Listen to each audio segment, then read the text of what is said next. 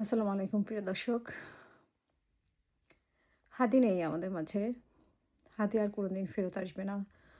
হাদির সেই কণ্ঠস্বর আমরা আর কখনোই শুনব না। সেই উচ্চ কণ্ঠস্বর, সেই প্রতিবাদী কণ্ঠস্বর আমরা আর কখনো শুনব না। আমরা শুনতে চাইনি বলেই কিন্তু আমরা মেরে ফেলেছি। ২৪-এর যেই চেতনা, সেই চেতনা আমরা খুব তাড়াতাড়ি ভুলে গেছি। আমরা সবাই লোভী হয়ে উঠেছিলাম। সেই লোভ আমাদেরকে ধ্বংস করে ফেলছে। ক্ষমতার লোভ, সবার মধ্যে ক্ষমতার লোভ। কে ক্ষমতায় আসবে, কে ক্ষমতা দখল করবে, কে কত টাকার মালিক হবে, সেটা নিয়ে আমরা ব্যস্ত হয়ে গেছিলাম। আমরা চিন্তা করি নাই হাদিদেরকে আমাদেরকে বাঁচাতে হবে। যে কণ্ঠস্বরগুলো আমাদের ছিল, সে কণ্ঠস্বরগুলোকে আমাদের বাঁচাতে হবে, আমাদের টিকিয়ে রাখতে হবে। আমরা সেগুলো ভুলে গেছি। ভুলে গিয়ে আমরা নিজেরাই ক্ষমতায় বসে গেছি কেউ, কেউ আমরা দল গঠন করেছি। আমরা সবাই কম্পিটিশনে লেগে গেছি। কে কার থেকে কত বেশি ক্ষমতাবান হব,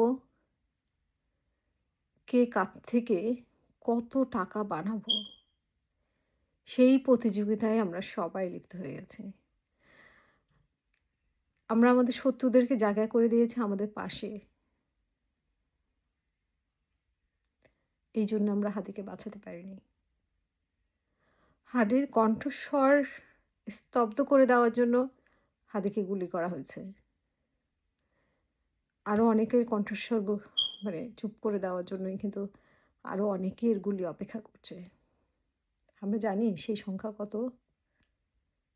এক হাদিকে দিয়ে শুরু হয়েছে। আমরা হাদিকে গুলি করার পরে দিনে দুপুরে গুলি করে সে পালিয়ে গেল। ৬ দিনও আমরা তাকে ধরতে পারি নাই। আমরা তাকে নিরাপদে রেখেছি। যে হাদির কণ্ঠস্বর বন্ধ করে দিয়েছে, তাকে আমরা নিরাপত্তা দিয়েছি। নিরাপদে দেশ থেকে বের করে দিয়েছি। আর আজকে আমরা হাদির মৃত্যুতে আমরা পুরো বাংলাদেশ জ্বালিয়ে দিচ্ছি। পুরো বাংলাদেশ কেন আমরা জ্বালিয়ে দেব? যারা হাদিকে পার করে দিয়েছে তাদেরকে কেন জ্বালাচ্ছি না? আমরা স্বরাষ্ট্রমন্ত্রীকে টানা হেচড়া করে নামাচ্ছি না কেন ক্ষমতা থেকে? যে আইনশৃঙ্খলা বাহিনী এই যে হাদির খুনিকে ধরতে পারল না, নিরাপদে যেতে দিল, তাদেরকে আমরা কেন এই জবাবদিহিতার আওতায় আনছি না? আমরা আর কত হাদিকে হারালে তারপর বাংলাদেশটা আমাদের জন্য নিরাপদ হবে?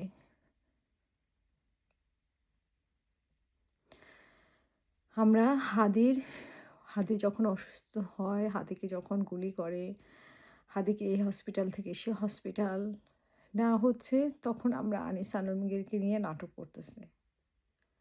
আমাদের যাকে ধরার দরকার তাকে আমরা ধরতেছি না।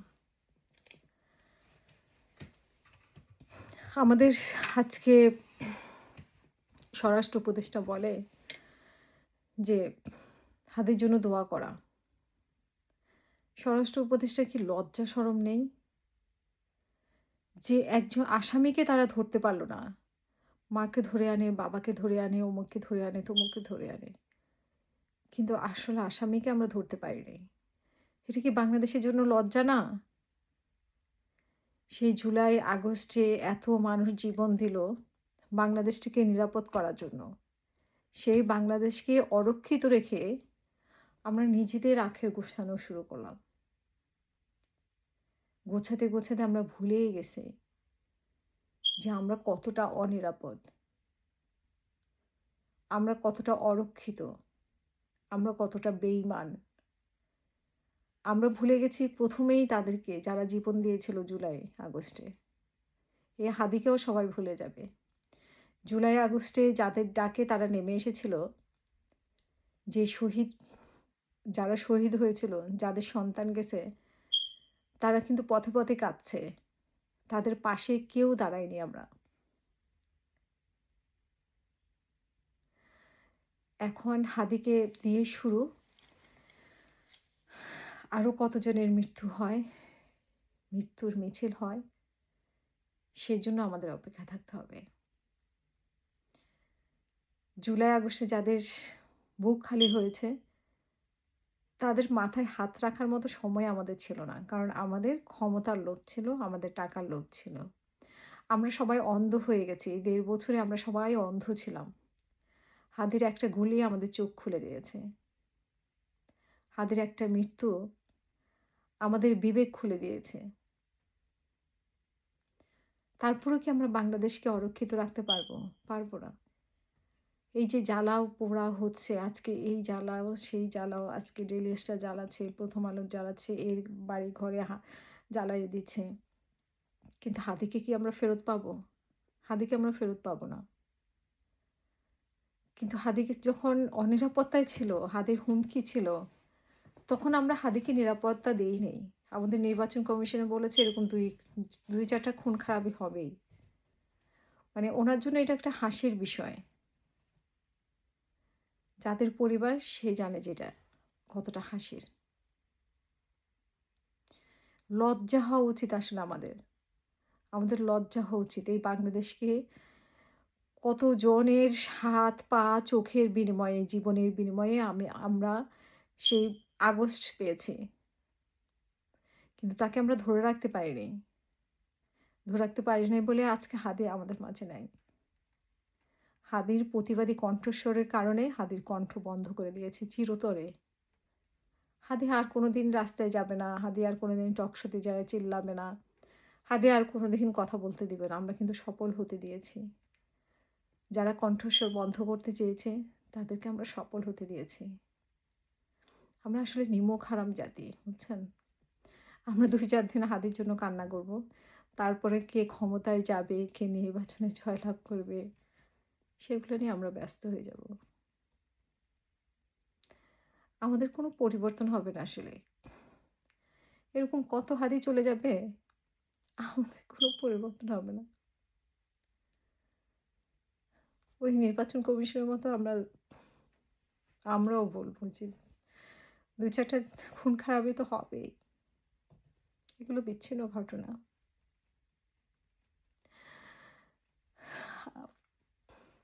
আর আমরা যারা বেঁচে আছি, আমরা স্বপ্ন দেখব শুধু আমরা কে মন্ত্রী হব, কে এমপি হব, কে কত হাজার কোটি টাকা বানাবো। এই যে ৩ টে উপদেষ্টা ছিলেন, কি করেছেন ওনারা? যে মায়েদের বুকে হাহাকার ছিল, সে মায়েদের ফোনও তারা ধরত না। টেক্সটের আনসার করত না। কারণ তারা ব্যস্ত টাকা বানানোতে। তারা ব্যস্ত ক্ষমতায় অন্ধ হয়ে গেছিল। আদেরা তখন রাস্তায় চিল্লাচ্ছিল মানুষের অধিকারের জন্য, দেশের ভালোর জন্য। আর জুলাই যোদ্ধা, জুলাই যোদ্ধা বলে আমরা যাদেরকে খুব মাথায় তুলে নাচাচ্ছিলাম সে আগস্টে, সেই জুলাই যোদ্ধারা এখন দল করে কেমনে ক্ষমতায় যাবে। খুব লম্বা, লম্বা কথা বলে তারা। পারবে কেউ হাদিকে ফিরাই দিতে? পারবে না। হাদি আর আসবে না। আমরা এত নিমক হারাম যে আমরা হাদির হত্যাকারীকে আমরা ধরতে পারি নাই। তাকে আমরা নিরাপদে একদম রাস্তা দেখিয়ে দিয়েছি কিভাবে যেতে হয়।